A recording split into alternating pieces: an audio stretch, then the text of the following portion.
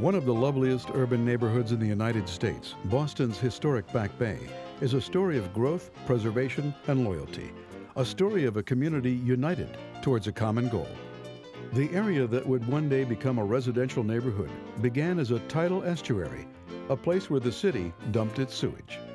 By the late 19th century, the land was filled in, giving Boston an additional 300 acres. Then in 1955, residents of this neighborhood banded together to promote and preserve its residential interests and advocate the neighborhood to the city. The Neighborhood Association of the Back Bay was born.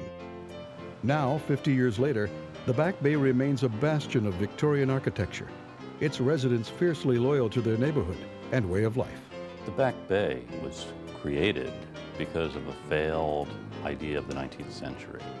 A bunch of speculators had this idea of using the Back Bay that was a tidal estuary to generate power. They were going to build a dam, and at high tide it would fill up, at low tide it would empty out, and the force of the water would generate enough power to turn about 80 mills along the banks of the Back Bay that would become really the industrial center of the Northeast.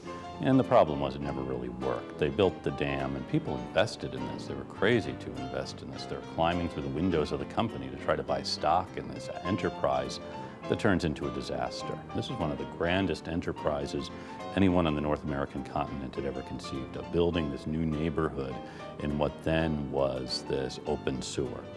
So the Back Bay really is created with a grand vision, not only to make it a residential neighborhood, but to make it a center of art and culture, building the Museum of Fine Arts, and ultimately the Boston Public Library. So we see the Back Bay as historically significant from the beginning. You have this failed enterprise that turns into one of the grandest civic achievements of the 19th century. As the century drew to a close, the city and the neighborhood were changing. Manufacturing was leaving New England. The panics of 1893 and 1907 affected wealthy residents who began to move away to the near suburbs and the North Shore. The Back Bay really is changing in this period, in the first decades of the century. I suppose a neighborhood is always changing if it's a living, vibrant place. In the case of the Back Bay, this though is going to change the nature of its culture. It's no longer going to be the home of a privileged elite. It's going to be something different, and it's not quite clear what that is going to be. Mayor Hines came into office in the 1950s with a plan to build a new Boston. He was frustrated with the depressed economy, so he proposed a 5-point plan to broaden the tax base and encourage businesses to locate and expand here. He wanted to build high-rises all across Boston, and the test case was the destruction of the West End neighborhood and the creation of Government Center. So the city is trying to do this to generate more revenue, and this is going to be squeezing the remaining residents out. This is one of the things that's behind the formation of the Neighborhood Association of the Back Bay, as a way of resisting this kind of change from a city government that no longer is representative.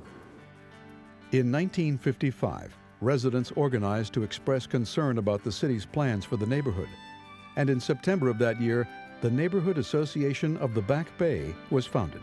NABB's goal was to promote the residential interests of the Back Bay, with zoning restrictions enforced, alleys and streets kept clean, and Commonwealth Avenue beautified so that the Back Bay would be recognized once more as the most desirable district in Boston.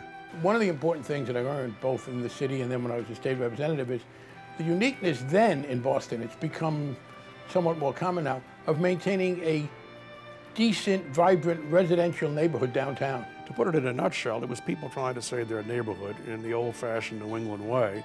And instead of having a town meeting, they set up a neighborhood meeting to do it. Just 4 years after inception, the board faced one of its first development projects, 260 Clarendon Street, on the corner of Commonwealth Avenue. In a letter to members, the president described what would become an underlying principle of the organization.